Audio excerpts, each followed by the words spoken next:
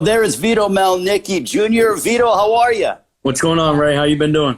Good. Well, I mean, these are definitely very difficult times that we are dealing with. But first of all, happy belated birthday. I know you just turned 18 last week, but can you tell us about how you are feeling knowing that now you are 18 years of age?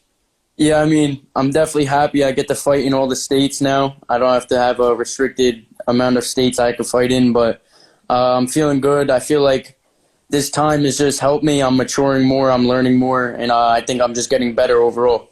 So, yeah.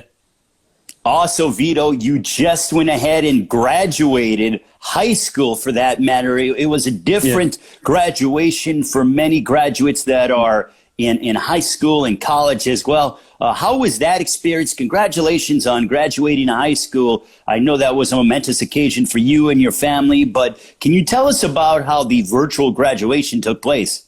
Well, we didn't actually have a graduation. All we know is that, we're graduating. So, that's it. We're good. School, it's still virtual online schooling a little bit, but, overall, we're done. It's just we know that we're graduating. The year's over. So, I mean, I don't really know if we'll have an actual graduation, but it's not really looking too good just because of what's going on. But, I mean, I'm graduating. Now I could just focus fully on boxing.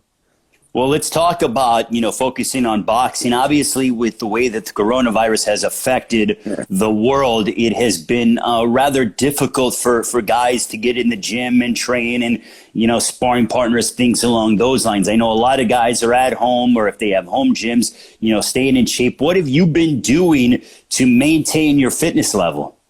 Yeah, I mean, I'm fortunate enough to have a personal gym that I could go into. It's sanitized every week, but I go in there alone. I go in there just personally with my coach one-on-one. So I'm just going in there alone. I have my strength and conditioning coach that has his backyard set up with him one-on-one. And I've been staying in great shape. If I needed to fight whenever they call, I'm ready. So that's the job of being a professional fighter, and I'm going to make sure I'm ready at any time. Vito, when have they told you about when you might be back? Because we are starting to see that things are, we saw that NASCAR was back yesterday.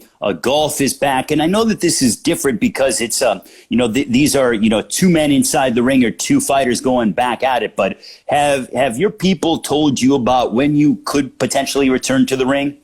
Yeah, I mean, I guess I'm hoping end of July, August, sometime. Hopefully by the end of the summer or near the end of the summer. I mean, like I said, I think all this actually helps me this time. As I'm maturing, I'm getting stronger, getting faster. I'm just working on my craft. So, I mean, I'm hoping end of July, August, beginning of August. But whatever my team and everyone has in store for me, and they think's best for me, then I'll go with that.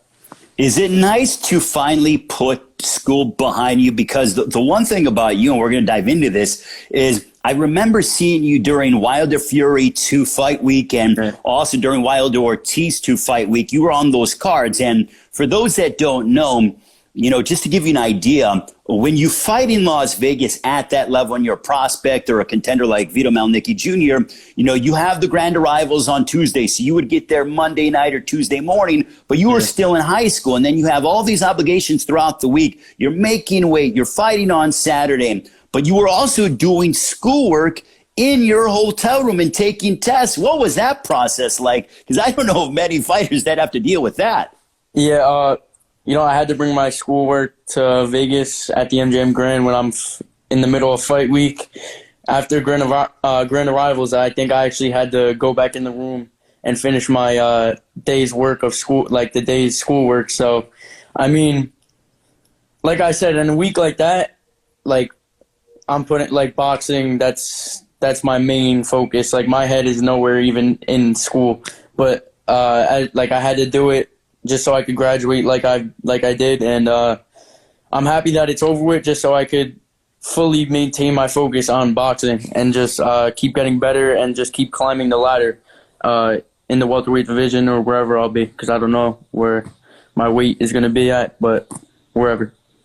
Now, also, Vito, you came on, you're 5-0 now, having picked up a victory back on February 22nd. But, your quest to being a professional, you had a very decorated amateur career as well. So can you dive into, your extensive amateur career? I know you started in New Jersey. You spent some time working with Gervonta Davis, amongst some of the names as well, Otha Jones, also in that mix. But, can you dive into your experiences being a top flight amateur?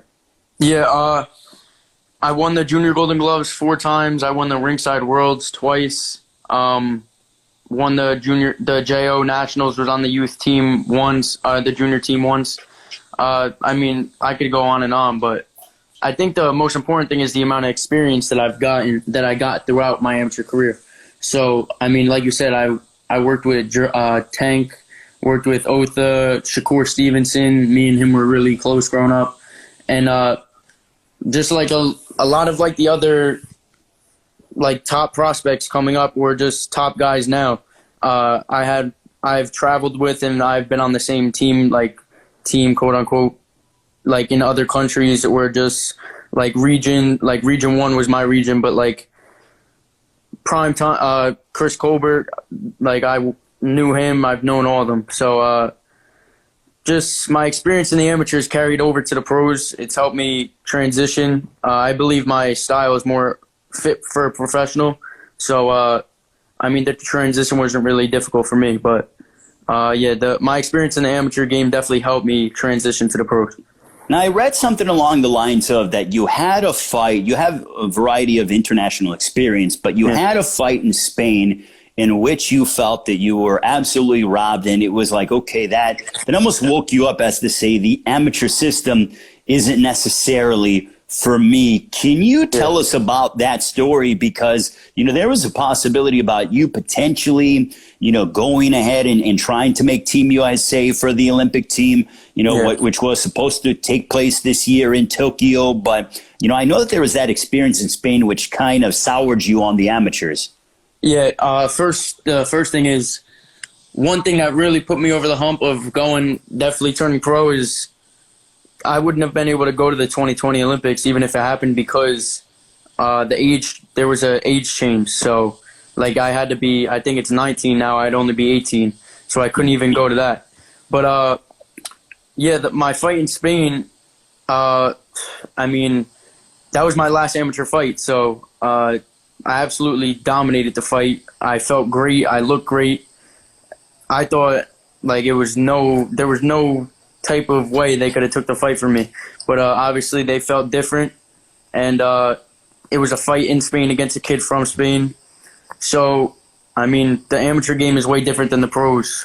So, that was just another reason why I knew I was ready to turn pro, just because of my performance. But just overall, the way I was fighting in the last few amateur fights, I felt like I was ready to turn pro. If I didn't turn pro, amateur boxing is just really like, it's political. So. Not for you. It wasn't for me. So that's why I turned pro. Well, you have a fantastic team around you, Vito. I have been fortunate to know your father for probably a decade, in terms of watching him, promote events. And, he's so passionate about boxing, and he loves you more than anything. There is such a bond between you guys. Can you tell us about how much of an influence your father has had in your career? Because I remember, if I stand correct, when your father was promoting shows and, I was, ring announcing back before BBC existed, I remember you kind of being around on fight night and watching fights and everything. But, talk to us about that relationship with your father. Yeah, so my dad, he's always pushed me, like, obviously to be the greatest, like, the best man I could be. But overall, for me, him pushing me and, like, just always not being that yes man to me that just let me do whatever I want. Him being tough on me throughout my growing up, and just him always being on top of me for just sticking to boxing whenever times, like, obviously people go through times where they get tired of it. And it happens to most athletes, everyone, but he helped me get over times like that. He always pushed me. But like you were talking about, him being a promoter, me always being around that environment, just knowing the pro game, knowing what's right and wrong, just it's helped me like grow as a man. He's helped me grow as a man, but also grow as a fighter. You know, Vito, when I look at you as a fighter, I mean, it's kind of, you know, mesmerizing that you're 18 years of age, but I feel like the way you conduct yourself is that of a young fighter, 21, 22 years of age, who has this sense of maturity around you. And not only with your father, but I also know that your mother is a very big part of your career. Quick story from my standpoint, I ran into her the morning of your fight this last time on February 22nd. She was, you know, getting Starbucks, and she was so excited for you and just being a very proud mom as well. So it's, you know, everyone seems to, you know, be in line with what you're trying to do. Yeah, so, I mean, I remember most of my fights, my mom is always very emotional when I'm walking out into the ring. Even in the amateurs, she's always just been real emotional. Obviously, that's my mom. But I remember my pro debut, I was people were telling me that I think they, like, people had video and there was a picture of her hugging me. She was just real emotional. Like, she just always been such an inspiration for me, just because, like, I always just want to make my mom proud, make my dad proud. But I also just, I want to make my mom and dad never have to work again. So, I mean, just having them behind me is just a stronger part to making my team, like, even more strong, like, stronger than what it is. Well, speaking of being behind you, I feel like the whole state of New Jersey is behind you when you fight, Vito. We were in Philadelphia at the beginning of the year, and you fought in the undercards of, you know, Rosario and Williams that was televised live on Fox. And there were hundreds of people who made the trip from New Jersey to Philadelphia. How proud are you to represent New Jersey and your home area? Yeah, I mean, Jersey and my hometown, Roseland, it's always just going to be, like, it's always going to mean something to me. But it was crazy that night, especially in Philly, how many people, like, came. And I think it snowed that day. So, like, they took the road trip in the snowstorm and walking out, seeing all those white, blue, and light blue shirts. It was crazy. But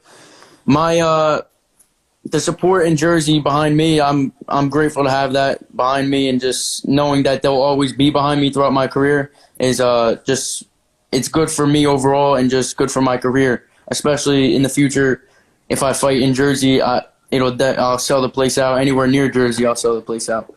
Well, I know that you are a student of the game as well, but I think it's so apropos that we're having a fighter on from New Jersey today on the anniversary of Gaddy Ward #1, and Arturo Gaddy, originally from Canada, that moved to New Jersey and made that his home, you know, in that area for prize fighting. Are you hoping to do the same as a young fighter and really start to bring back big-time prize fighting to the New Jersey area and Atlantic City? Oh, for sure. Atlantic City, or even where I made my pro debut at the Prudential Center. I would love to make all my fights in Jersey. Like, obviously that can't happen, but once I get to that stage of my career, I definitely want to stay in Jersey for most of my fights. But obviously, whatever my team and PBC has in place for me, that's what I'll do. But I would love to bring prize fighting back to Jersey and the Atlantic City Boardwalk, or even at the Prudential Center. So yeah, that's definitely something I want to do, like, in the future. Who are some guys that you look up to, some of the greats in boxing that you kind of say, okay, I really love his style, and you watch film on him and everything else? I mean, are there some guys like that you watch from the past who you admire? Well, Roberto Duran's one of my favorite fighters, and right now it's Canelo Alvarez, just because him throughout his career, he's gotten so much better, especially after the Floyd fight. You could just tell after that fight how much he learned. It was more of an experience than a loss. Obviously, you learn from all your losses and your wins, but that loss really made him a different fighter and helped him get to where he is right now. I think the pound-for-pound best. But yeah, right now it's definitely my favorite fighters, Canelo Alvarez, and back in the day, Roberto Duran, or I like Floyd. I think Canelo fits my style best, the way I fight. Like, we fight sort of similar. I have some similarities towards him, but yeah, definitely Canelo Alvarez. Vito, when do you see yourself potentially, going ahead and going after regional belts? When would you like, in a perfect world, to fight for a world title? Do you want to do it 2021? These are obviously very strange times with what is going on in the world with the coronavirus, but assuming we can put this behind us in the near future, hopefully. But when do you see a timetable in your mind about, going ahead and fighting for a regional title and then fighting for a world title age-wise? Yeah, obviously, like you said, with the COVID-19, what that's going on, but I could see as soon as 21, just 20, 21 years old, I'm at that stage of my career where I'm like at that point where I feel like me right now, like the 17-year-old going on 8, like I'm 18 now, but like at this time, I don't think if you remember in Vegas, I was like the 17-year-old prospect. As soon as I can, I want to get rid of that and just I want to climb the ladder. I want to just keep climbing. But I think definitely 20, 21 years old is when that will happen. Hoping that what's going on now in the world passes. How many fights would you like to get in this year? Let's say at the latest you're in the ring by September. How many fights would you like to get in throughout the remainder of the year? Well, I'm not in school anymore. I don't have to worry about having a certain amount of absences. So, I'll fight back-to-back, whatever. I'd hope to get, if I fight in September, 3 more maybe by January, I could say 3 more. I think because my next fight I'm moving up to a 6-rounder, so yeah, probably 3 more. Oh, so you're moving up to 6 rounds in your next fight. Yeah, that's what that's what they told you. Yeah. What is the process like for that? Because now it's like, okay, you're 5-0. You fought 4-rounders. You fought on national television. I think that there was well over 1 million people watching on Fox and the ESPN platforms. But, did you guys make that decision? Okay, now we're done with the 4-rounders. Is it going to be a 5-5-5 thing? Like 5, you fought 5 4-rounders, 5 6-rounders, and then you're going to move up from there. Is that the thinking? I don't know about the 5. Like the 5, I don't know if that was like planned or whatever, the 5 4-rounders. But I just know, like, I'm now transitioning into a 6-rounder, but if it's 5-5-5, I'm cool with that. I'll move to an 8 as soon as possible. So, like I said, I want to just keep climbing the ladder and keep getting better. But the transition into a 6-rounder, in all my fights, I could go 6. Like my past 4 fights, I was in shape to go 6, 8, 10, 12. I was sparring and doing rounds like that in the gym. So. It's just keep doing what I'm doing, keep working hard, and just never let my hard work ever go down. Just keep staying steady until I get to that. I almost feel like your style is better suited for longer fights, and I'll tell you why. You like to work off the jab a lot. Yeah. I love your emphasis on targeting the body, and you just remain patient. You attack, but it's not a reckless attack, if that makes any sense. Yeah, so, that's another reason why I think my style fits better and it wasn't good for the amateurs, because the body work really, that's what breaks people down in the 5th, 6th, 7th, 8th, 9th, 10th round. That's when the body work starts to set in. But I consider myself like a stalk, like I stalk, like what's mental pressure, just keep putting mental pressure on someone. And by those later rounds, you take them into deep waters and they just fold. So I could do everything. I could box, put pressure, but I think that's why my style is great for the pros. The nickname White Magic, where did that come from? So that happened when I was like 9 or 10 years old. One of Shakur Stevenson's coach, Kay Karoma, he was a USA Olympic coach. He actually gave me that name when I was 9 or 10 years old when I fought one of his kids from Virginia. And he was like, you know what, from now on we're going to call you White Magic. And then from then on out, I made that my Xbox name. And then, then it just stayed something. It just stayed my nickname. Vito, you're also very active on your social media and everything else. You have a large following. Yeah. How much are you very focused on making sure that you're only 18, but you have fans literally all over the world? Someone chimed in from the UK right now a few moments ago in the comment section, but really going ahead and opening up the door to your life on a daily basis on your social media. Yeah, so obviously that's a big thing now in the world. Everything's on social media, the internet. So I'm grateful I have a fan base that I have now at this age and only having 5 fights. So, I tune into social media every day, put every day I'm in the gym working, just to remind everyone I'm not going nowhere and I'm here to stay. Also, Vito, you guys, your dad, and we were talking, and you made your debut, with a different entity, but now fighting under the Premier Boxing Champions banner. What has that meant for you, being able to fight, under Premier Boxing Champions, all the champions that are established within, the company, the various TV deals all over here in the United States and around the world? But what has that been like for you? It's great. I'm with the best in the game, by far the best in the game. I fought like all 4 of my fights have been on TV that I've been with Premier Boxing. But it's actually a dream come true, just being with the top company in the game. Al, I know he's gonna do everything to make me a world champion. So having a team like that behind me is all I can ask for. I just have to keep winning. Who are some guys that you are friendly with in the game that you respect, like young guys, as I look at, the Gervantes of the world, the David Benavidez's of the world, Joey Spencer is in that mix as well. Young guys, you are this next group of the young prospects that are starting to come on That's another into the thing I was forefront. going to say. Prospect of the year. That's something I'd like to have to keep. Probably by the end of this year, I'd say that's definitely something that could potentially be under my name, Prospect of the Year. So, but guys like Gervonta, Adam Kalinowski, Chris Colbert, can't think of him, Joey Spencer. I know I've grown up with them, so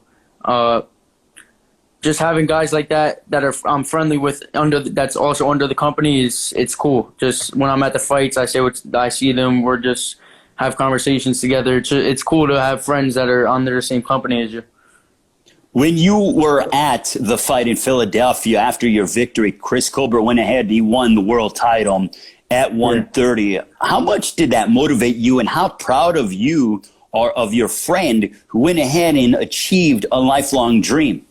Wait, who'd you say? Chris Colbert, when he won the world title in Philadelphia. How much did that mean to you? Yeah, it was cool just seeing a guy that I've seen growing up at all the tournaments. Like that's going to be me in the next 2 or 3 years. That's something that I want in the next 2 or 3 years. So, but seeing a guy that I was close with throughout the amateurs, it was cool and motivating just to see him doing that hours after I fought. Being a part of these mega events, Vito, in terms of your mindset, that they say that there are levels to this game, but it seems like you are unflappable when it comes to the cameras, the attention, the lights. I almost feel like you thrive on that. Yeah, obviously that comes with the territory of being a fighter, but at this age, a lot of people wouldn't like being under the lights, the lights phase them, but I thrive off of things like that. It's a part of the game, like I said, but also you could just build your name under those circumstances. Just smile for the cameras and just let everything happen when you're there. But under the lights, when I'm fighting, that's a whole different story. I love being under the lights. I always have, and I always will. And it's also for a young man. You are 18. You're already having a good amount of success. It's easy to go ahead and buy into your own hype, and that happens in sports in general. But I feel like you are so down to earth, and your dad is so open and honest with you that I don't ever think that that'll ever happen to you. Yeah, like I was raised. Like I said, I was raised by 2 parents who just raised me right, and they always told me just always stay humble. always be yourself no matter what. So just all the hype, everything. I'm always just gonna go in there and do my job. I'll never let the hype get to me. Never let the stardom get to me. I'm just always gonna be myself and humble. Where would you see yourself fighting? I know that you're making 147 right now, but you're only 18. Do you think that, 54, 60 over the course of your career could be in your future? I mean, 47 has always been the money division in all the boxing. So, where are you have you even thought that far ahead?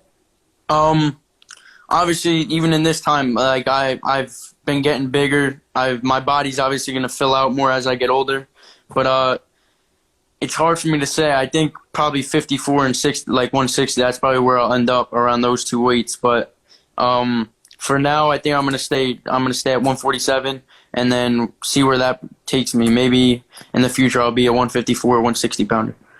Hey, Vito, finally, as we get ready to let you go, find a couple of questions. Aside from training and keeping yourself with your schoolwork, but have you been able to do anything else, during quarantine season? I know I've ran through my fair share of Netflix. I'm wearing the Bulls track jacket for The Last Dance yesterday that concluded on ESPN. But have you been able to find a show or things along those lines that you can keep yourself busy? I know you mentioned Xbox. I'm an Xbox guy myself, but what are some things that you do? So like you said, Xbox. I've been playing a lot of Fortnite. I actually feel like I'm at that streamer level now on Fortnite. That's how much I've played. But obviously I've watched Netflix, All American. I watched The Good Doctor. But I'm gonna be honest. I've just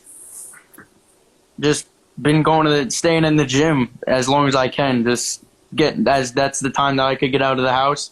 So I just stay in the gym, and whenever I'm working out, I just keep putting in that extra work, so I don't have to just come and sit in the house. But I've just been playing a lot of Xbox, if you want me to be honest. Now, do you communicate with fans? Because I know some people they get online and they start talking back and forth. I mean, do you kind of have yourself accessible, or do people kind of somehow stumble upon you when you're playing Xbox and be like, "Oh man, that's Vito Mielnicki Jr." Well, the one time I was actually on Instagram Live and I was playing Fortnite and I put my gamer tag, I pinned my gamer tag to the live, and then I kept getting, as I was playing, people just kept adding me on Xbox, my gamer tag. So, I mean, overall with fans, I try to do that on Instagram Lives. DMs, I try to answer as best as I can. And even just on my Instagram posts, I try to acknowledge some people who comment and everything like that. But I've even when I'm outside going to this, used to go get food or something like that, I used to run into people all the time, take pictures with people. They would be like, "Nice to meet," just say "nice to meet you," everything like that. Also, I've had people tell me that I've motivated them just in life, just to always work hard and stuff like that. So that's cool, just seeing that I could have that kind of impact on someone's life at this age. So with that, the fans. Well, I know that a good friend, Caleb Plant, goes ahead and he watches old boxing matches during the quarantine, and he's always been a student of the game. Do you do that every once in a while, to go back and watch an old fight, you and your dad and the family and stuff like that, or how does that work? If I'm going to be honest, I just study my fights. I study what I've been doing. If you gave me my fight, I could tell you what I did wrong in that exact time, or what I did right in that exact time, just so. Right now, like I said, I've been working on just getting everything right for my, just perfecting my craft. So in this time, I've been watching all my fights back, just seeing what I'm doing right, what I'm doing wrong, and just going back in the gym and working on it. Do you have any guys in mind that you would like to fight maybe in a year or two, or is it just whoever's in front of me, I'll fight them? Yeah, just whoever's in front of me, I'll fight them. I'm not the kind of call-out guy, obviously. Whoever PBC puts in front of me, whoever my team thinks it's right for me to fight at that time, then I'm ready to fight anyone. So throughout my career, obviously the competition's gonna keep getting better and better and better. But in the future, whoever's at that top, I'm coming for that spot. So that's my main goal. Well, Vito, we greatly appreciate the time. Finally, what do you want to tell all your fans and boxing fans around the world as we continue to deal with COVID-19, the coronavirus that has really put a significant strain on our everyday life. And, thousands are dying around the world being affected by this virus. Yeah, so first of all, I want to just to say, everyone just keep practicing social distancing. Everyone just stay home. Everyone just do your part, because there's people there, the nurses, all the doctors, everyone, they're putting their lives on the line every day just to, when they don't really have to, just to try and help people that are in need of that right now. So everyone just keep practicing social distancing and just stay safe, stay home. And hopefully boxing is back soon. Hopefully I could put on a show for everyone soon again. And just everyone just stay home. Before I let you go, Vito, I forgot. We got into your past, but fighting without fans potentially. Final question, but what would it mean for you? It's likely that you are going to be fighting without fans in the near future. Mm-hmm. Have you thought about that process, about stepping inside the ring on television without no one in the audience? Anyone who knows me knows that I don't really need anyone to get me up for a fight. I know a lot of fighters need that crowd to get them over that hump, just to get fully hyped for that fight. But for me, it's just anyone who knows me knows that whenever I'm in the ring, whenever I'm going to the ring, I'm prepared. I'm fully prepared for that fight, and I'm ready to fight. So, fighting without fans, it really won't be it'll be different just because there's no people, there's no one in the arena besides the commission, so promoters. The promoters. So I'm just going to go in there and do my job and perform at the highest level. Well, Vito, we greatly appreciate the time. Say hello to your mom and your dad for me. I will. It's great to see all of you guys together, and also Anthony as well, your entire team. Stay safe and look forward to seeing you in the near future. I will. Thank you, Ray. Everyone, just keep following my career. You'll see me on the biggest stages soon, probably the next 2 or 3 years. But whoever's in here supporting me, not supporting me, I appreciate everything. So I hope to see you soon, Ray.